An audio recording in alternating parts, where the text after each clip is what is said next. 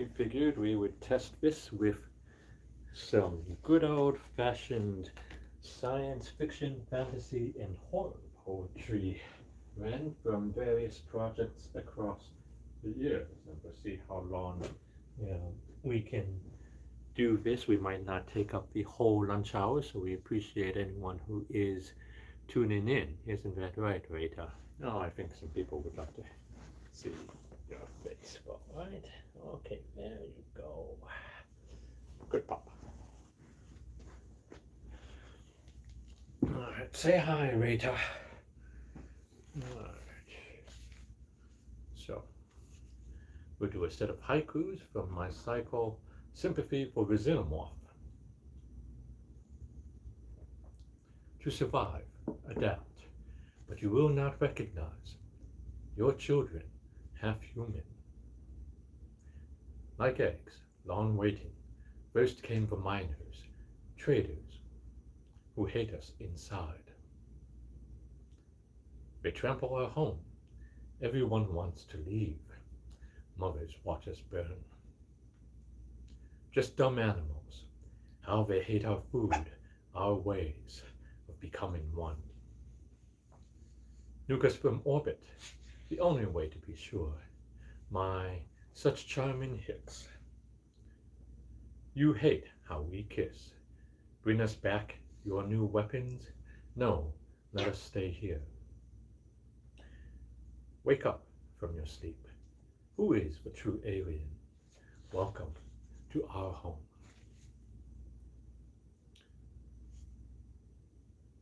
Our Spec Poetica 101. And so, just what is speculative poetry? It is many things and not, going beyond Dante's Inferno or Cyberdice Lost, transcending Robo-Jabberwocky. Don't panic, but improbably you cannot present mostly fabled the morte after dent. Forget charge of a gaslight brigade. Submit rhyme of the ancient space raven nevermore. You must make an audacious case for curds in space, or uncanny Dalit Nobel laureates from near futures. Don't settle for Hanuman sipping cappuccino in Vinchan, or readers may well prefer kissing Mongol war worms. Alas, despite 100 macabre words of woven wisdom, I haven't really written you a horrifying gravel. Within my war of solitude and century, how did we get to who, to where? Are we, to we are? The rivers of death lead to oceans, the Nile, the Ganges, the Mekong, the Styx and Sanzu, the Mississippi of legend, the Amazon of dreamers. Witnessing. At any given moment I have 10,000 wars in my head, some just a memory, some less so. Some coming soon, some meant just for me. Some will be forever secret, some were meant for only you. Some we cannot whisper of, and some we share between drinks we dare never mention between our public histories. Some I chose because of roots, some just needed a space to stay. Some were for a righteous cause, some were fools' crusades. Some required a legion of strangers, others just a homegrown child.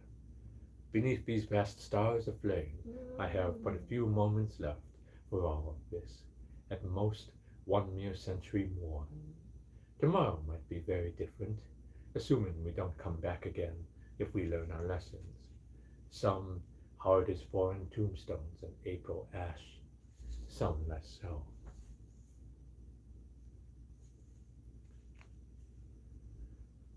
Totally not based on a true story.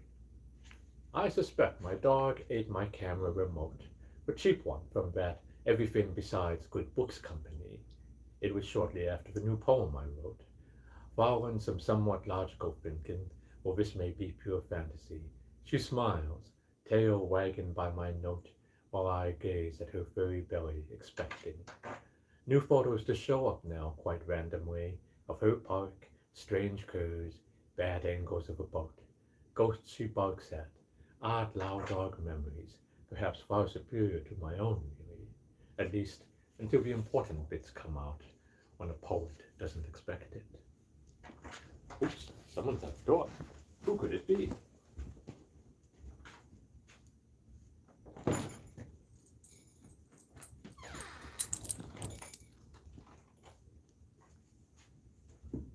Oh, let's see.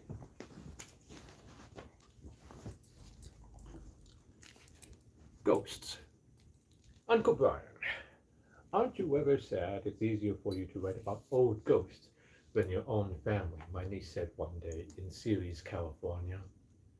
20 years after I found them again, 45 years after our secret war, in a country so different my mother doesn't recognize one single place from her old neighborhood she left decades ago we had no words for, compared to the variety of spirits, malign and otherwise, bright and mad, who've wailed here something short of one more distant eternity among 1,000 underworlds hungry for memories.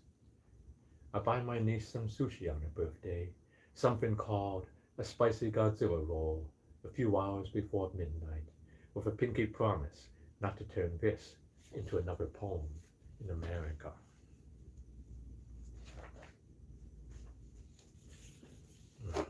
For my Buddhist listeners here, that was Zen, this is Tao.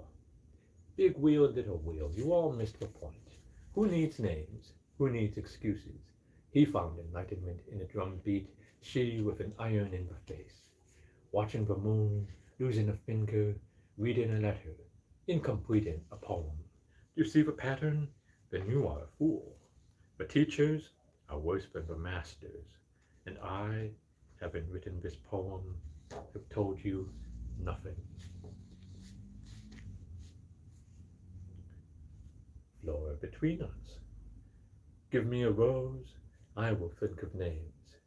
Give me a dog champa, and I will remember 1,000,000 things. Give me a Venus flytrap, and I might change, like a blade of grass beneath a Bodhi tree, on a May day full of helpful nothings.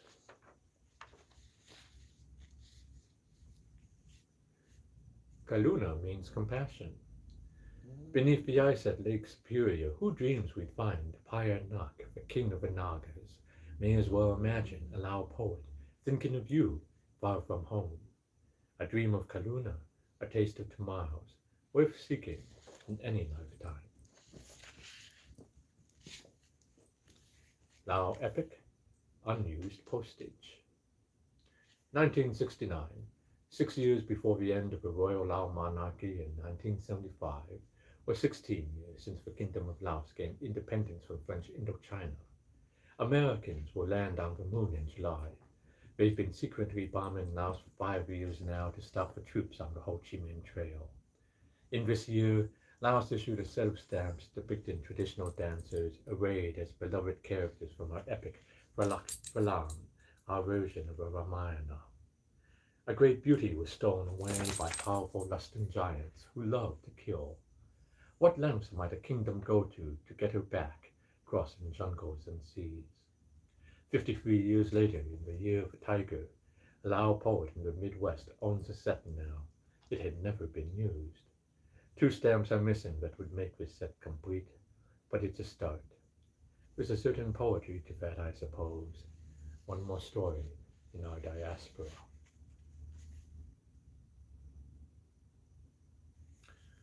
Something for our H.P. Lovecraft fans here, called Elder Clashing. Somewhere between the ancient pages of the Ramayana and the Necronomicon, untold tales lurk, invading ink forbidden, leaving us to guess at legends loathsome. Beneath ancient stars of a distant multiverse, what strange battles erupt between Payanak and the great old ones with their horrid rages, screaming an eldritch chthonic curse on the turbulent edges of our eschaton. Nan Picasso might witness wickedly from her dripping bloody throne of viscera and young bone-odd arcane machinations unfolding, undoing her foul island home. Laughing vile, shall she eagerly attack or just stay back, avariciously feasting on vast miseries as she may? woe that we mere mortals may but read away, or cursed tomorrow shall hold enduring sway. Oh, that's just your opinion, Reta.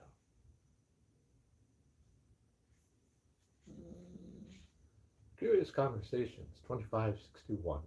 Sitting at a cup-tight beer restaurant near the Mekong in fall, I cannot convey to my newly met niece, Pandora does not look like a panda at all, let alone why Hope was slumming around in a musty box the size of an old tip-cow sticky rice container with such dubious company. She feigns polite curiosity before returning to her bookstore without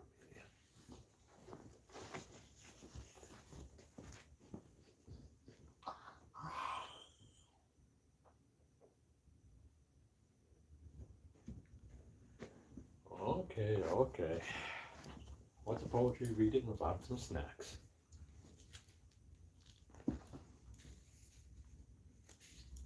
Hyperbole in Hell. My John Bryan, you've been a mayor of hell, a poet who touched fallen stars in your time, a fiend who ate suspected alien ambassadors during your tasty war on Atlantis among epic friends from near and far.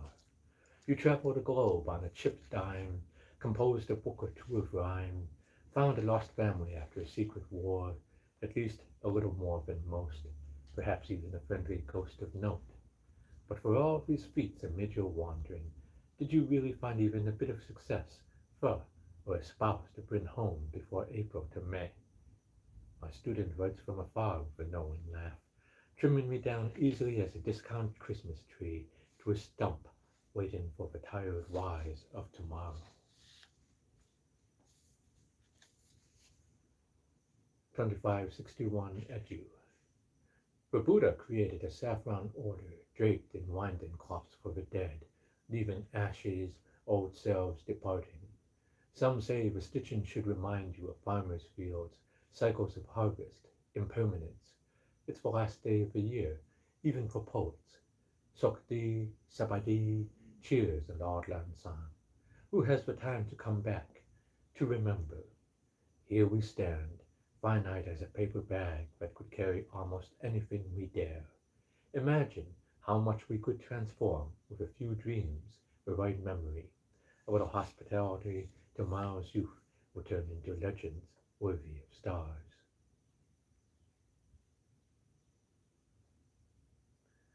The Journal. Packing to leave this purple city where my heart was just not enough. My nephew stops by for a quick farewell. He spies me taking a blank notebook, wonders loud why I leave behind jewels and gold baubles around me. You think me a fool, but this alone I know how to transform with certainty into a new fortune for Muvani. He departs through a doorway I'll never return to, few words more between us, perhaps not even these.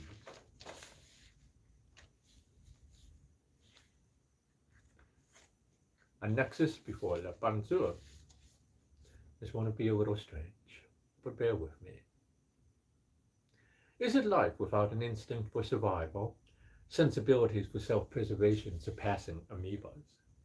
Is it life if you can only blindly obey, pluck out an eye, cut your own arteries, sleep with loyalty as you will, propose a puzzle amid fiery thrones, snow, rain, primordial oceans reclaim, replace those solids and ooze beneath vast stars with no useful weeping even off-world? Is humanity possible only when you sacrifice yourself for another? More human than human, what then can you become, Promethean and finite? What dare you truly liberate against your creator's desires? Dare you be that red dragon, an orc, a memorable morning star in the polluted heart of a city teeming with drenched angels?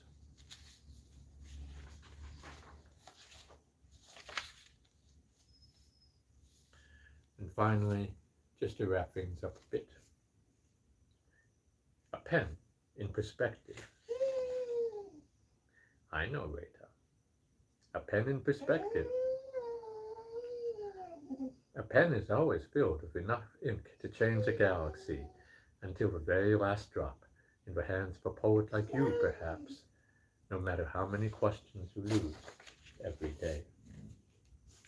Well, I guess I'll let someone out, but in the meantime, thank you all for being a lovely test audience while we see if this new equipment works.